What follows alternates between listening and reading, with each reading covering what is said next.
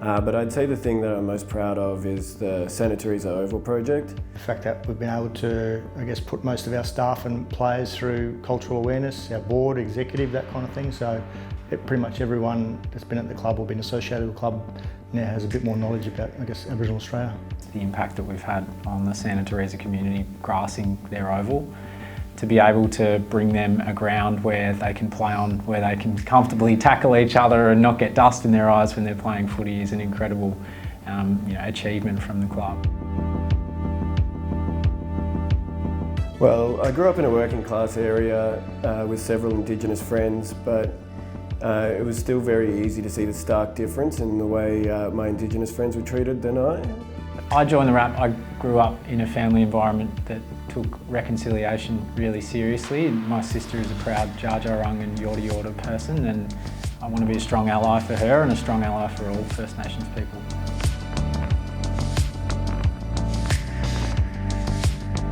I think I get a lot out of it personally. Being a part of the RAP committee and working on these really important projects that touch lives all around this great country.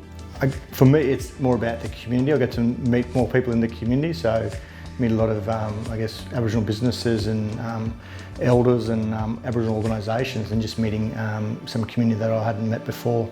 So being in a customer-facing role, having a focus on cultural awareness and learning through our RAP initiatives has given us the tools to be able to communicate to fans and members the importance of reconciliation.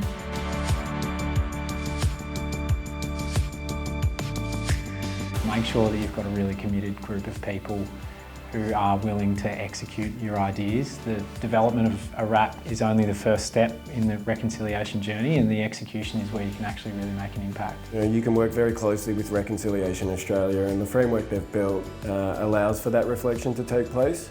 And I think you'll notice significant changes even within the first 6 to 12 months of starting your reconciliation action plan journey.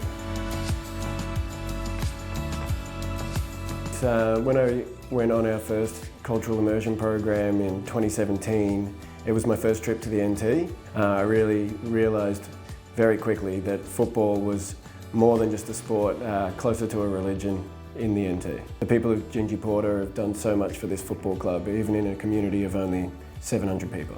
Just learning from the local people about their passion for their land and their country, and also footy, but also listening to some of their challenges and concerns over things like loss of language and whether their kids are going to grow up on country as well, was an amazing experience, and it gave us a real perspective on what it's like to live in those communities, and also the impact that we can have as a sporting organisation on communities like that.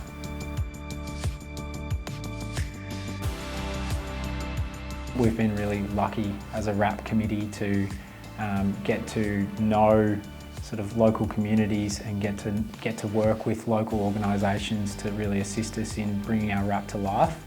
And if we can embed that throughout the whole culture and all people within the club, we'll go a long way to improving our reconciliation impact. I think it's just to build on what the journey we started, 4 or 5 years ago. So I look at it now as like how much better we are as an organisation. We're trying to be more inclusive, using Aboriginal businesses to supply us whatever things we need. We're educating more people, we're educating our supporters, our staff, members, that kind of thing. So I think it's just to look back at the journey as a whole, and like I said, we've got things right, we've got things wrong, but we're in a lot better position now than we were in 2017 when we first launched our first RAP.